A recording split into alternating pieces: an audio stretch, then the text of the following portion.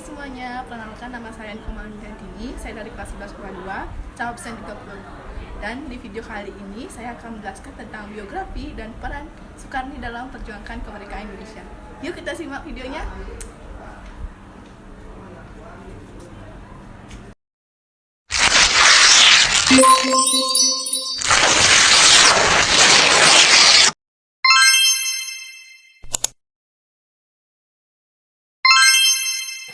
Nah, yang akan kita bahas yaitu biografi tokoh, peran dalam perjuangan kemerdekaan Indonesia, dan alasan kenapa kamu memilih tokoh tersebut. Pertama yaitu biografi. Soekarno Kartodiwidjo adalah tokoh pejuang kemerdekaan dan pahlawan nasional Indonesia. Gelar pahlawan nasional Indonesia disematkan oleh Presiden Joko Widodo pada 7 November 2014 kepada perwakilan keluarga di Istana Negara Jakarta. Kelahiran dan masa kecil. Lahir Soekarno Kartodiwidjo yaitu 14 Juli 1916 di Blitar, Jawa Timur, Hindia Belanda. Meninggal pada 7 Mei 1971 pada umur 54, bermakam di Taman Makam Pahlawan Kalibata. Orang tua Kartodiwidjo ayah dan Supiah ibu. Soekarno lahir hari Kamis Wage di Desa Sumberdirian, Kecamatan Garum, Kabupaten Blitar, Jawa Timur. Namanya jika dijabarkan berarti Su artinya lebih, sedangkan Karni artinya banyak. Memperhatikan dengan tujuan oleh orang tuanya agar Soekarno lebih memperhatikan nasib bangsanya yang kala itu masih dijajah Belanda. Soekarno merupakan anak keempat dari 9 bersaudara. Urutan saudara: Kartodihadjo, Soekarmilah, Soekardi, Soekardin, Soekarni, Soekarti, Kamijen, Endang Suartini, Soekarpo, dan Soekarjo. Ayahnya adalah Dimon Kartodiwidjo, keturunan dari Eyang Ungu, juru masak pangeran Diponegoro. Ibunya bernama Pijah, gadis asal Kediri. Keluarga Soekarno bisa dikatakan berkecukupan jika dibanding penduduk yang lain. Ayahnya membuka toko daging di Pasar Garum dan usahanya sangat laris. Soekarno masuk sekolah di Madisiswo di Blitar, semacam taman siswa yang dibuat oleh Ki Hajar Dewantara. Di sekolah ini, Soekarno belajar mengenai nasionalisme melalui Moh Anwar yang berasal dari Banyumas, pendiri Madisiswo sekaligus tokoh penggerak Indonesia. Sebagai anak muda, Soekarno terkenal kenakalannya karena sering berbuat onar. Dia sering berkelahi dan hobi menantang orang Belanda. Dia pernah mengumpulkan 30-50 orang teman-temannya dan mengirim surat tantangan ke anak muda Belanda untuk berkelahi. Lokasinya di Kebun Raya Blitar, dekat sebuah kolam. Anak-anak Belanda menerima tantangan itu dan terjadilah tawuran. Kelompok Soekarno memenangkan perkelahian itu dan anak Belanda yang dikalah dicemplungkan ke kolam. Menjadi aktivis penggerakan. Perkenalan Soekarno dengan dunia penggerakan nasional yang memperjuangkan kemerdekaan Indonesia dimulai ketika usia masih remaja, 14 tahun. Saat dia masuk menjadi anggota Perhimpunan Indonesia Muda tahun 1930. Semenjak itu, dia berkembang menjadi pemuda militan dan revolusioner. Selain itu, ia juga sempat mendirikan organisasi Persatuan Pemuda Kita.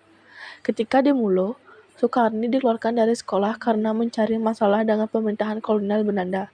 Bukannya surut, semangat belajarnya malah makin membara. Dia bersekolah ke Yogyakarta dan kemudian ke Jakarta pada sekolah kejuruan guru. Atas bantuan Ibu Wardoyo, kakak Bung Karno, Soekarno disekolahkan di Bandung jurusan jurnalistik.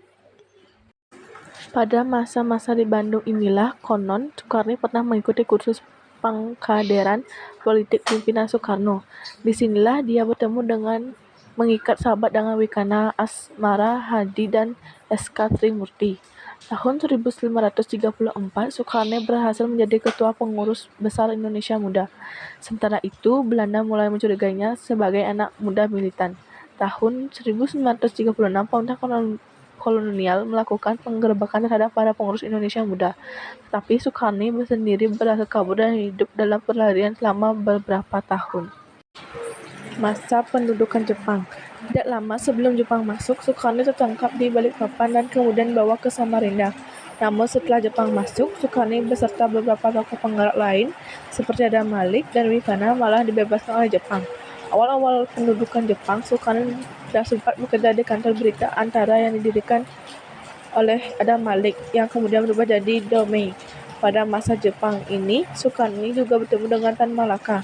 Tan Malaka lah yang menjadi otak pembentukan Partai Murba dan dia jugalah yang menjadi otak pembentukan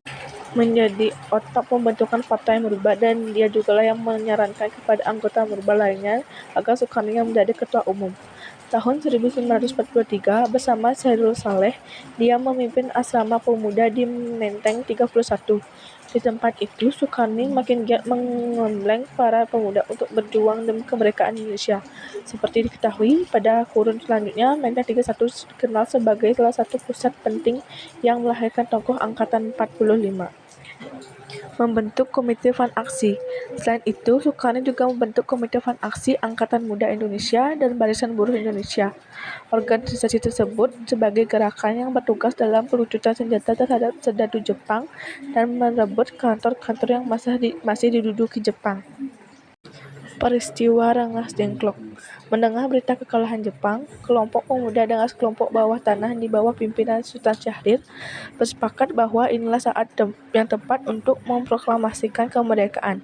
Soekarno, Wikana dan sekelompok pemuda lainnya mendesak Soekarno dan Hatta, tetapi mereka berdua menolak. Akhirnya terjadilah perdebatan sengit yang berakhir dengan penculikan kedua tokoh tersebut, dengan tujuan menjauhkan Soekarno-Hatta dari pengaruh Jepang. Kedua pemimpin itu diasingkan ke Rengas Dengklok oleh kelompok muda yang dipimpin olehnya. Seputar proklamasi, akhirnya semua pihak kemudian bersepakat bahwa proklamasi kemerdekaan akan segera dilakukan pada 17 Agustus 1945. Selanjutnya, Soekarno mengemban amanat kemerdekaan serta bahu-membahu bersama sekelompok muda lainnya dalam cetuskan berita tentang kemerdekaan ini. Soekarno membentuk Komite Van Aksi pada tanggal 18 Agustus 1945 yang tugasnya menyebarkan kabar kemerdekaan ke seluruh Indonesia. Khusus untuk para pemudanya dibentuk API, Angkatan Pemuda Indonesia, dan untuk buruh dibentuk BBI, yang kemudian melahirkan Laskar Buruh dan Laskar Buruh Wanita. Di zaman RI berkedudukan di Yogyakarta, Soekarno menjabat sebagai Sekretaris Jenderal Persatuan Perjuangan. Di bawah ketua Tan Malaka, PP beroposisi dengan pemerintahan dan menolak perundingan pemerintah terhadap Belanda. Aksi PP ini membuat Soekarno dijebloskan ke penjara pada tahun 1946.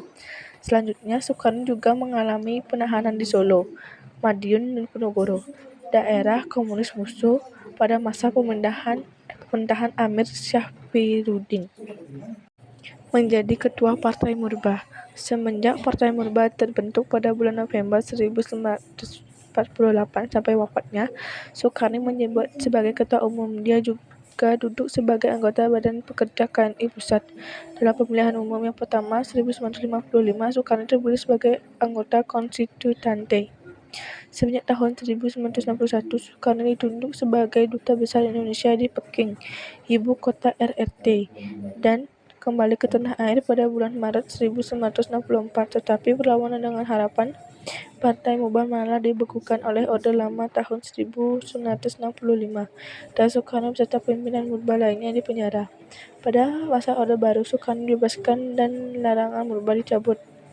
Kemudian Soekarno ditunjuk sebagai anggota Dewan Pertimbangan Agung, yang merupakan jabatan resmi terakhir. Tokoh yang mendapat bintang Mahaputra kelas 2 dan 4 ini wafat pada tanggal 7 Mei 1971 dan dimakamkan di Taman Makan Pahlawan Kalibata dengan upacara kenegaraan. Nah, yang kedua ada peran Soekarno dalam perjuangan kemerdekaan Indonesia.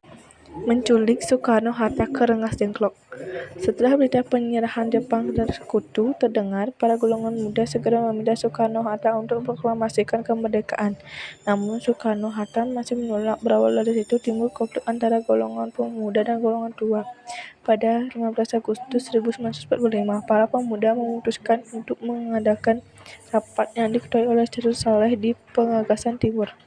Mereka juga berusaha untuk mendesak Soekarno-Hatta agar proklamasi kemerdekaan segera dilaksanakan. Karena usulan mereka terus ditolak, akhirnya para golongan muda kembali berunding pada 16 Agustus 1945 di Jalan Cikini 71. Hasilnya, Para golongan muda memutuskan untuk menculik Soekarno-Hatta ke Rengas Dengklok agar tidak terpengaruh oleh Jepang. Sukarni yang termasuk dalam orang muda ikut terlibat dalam upaya penculikan Soekarno-Hatta ke Rengas Dengklok. Mengusulkan tanda tangan Soekarno-Hatta. Selama di Rengas Dengklok, Soekarno-Hatta terus didesak untuk segera memproklamasikan kemerdekaan. Selambat-lambatnya pada tanggal 17 Agustus 1945. Pada akhirnya, Soekarno-Hatta menyetujui hal tersebut dan dibawa kembali ke Jakarta untuk segera mempersiapkan kemerdekaan dengan menyusun naskah proklamasi. Begitu naskah selesai dibuat, Soekarno yang didukung oleh Hatta mengusulkan agar semua peserta dan hadir dalam rapat menandatangani teks tersebut. Namun Soekarno mengusulkan agar Soekarno dan Hatta saja yang menandatangani naskah proklamasi. Selain itu, ia juga mengusulkan supaya naskah proklamasi ditulis atas nama bangsa Indonesia. Pada akhirnya, naskah proklamasi ditangani oleh Soekarno-Hatta dan atas nama bangsa Indonesia. Nah, yang ketiga, alasan kenapa memilih tokoh Soekarni. Karena pada awal tugas sejarah ini, saya bingung untuk mencari pahlawan yang berjuang pada memperjuangkan kemerdekaan Indonesia. Setelah saya mencari di Google, kebetulan mula nama Bapak Soekarni. Nah, alasan saya memilih Pak Soekarni karena beliau salah satu tokoh penting pelaksana proklamasi dan ikut bagian peristiwa Rengas Dengklok. Dia juga menjadi salah satu perintis penjuang kemerdekaan dan sesudah kemerdekaan, mengisinya dengan mengabdi dan membangun bangsa. Nah, gimana? Udah disimak kan videonya? Dan informasi apa sih yang kalian dapat? Jangan lupa komen di bawah ya. Sampai jumpa.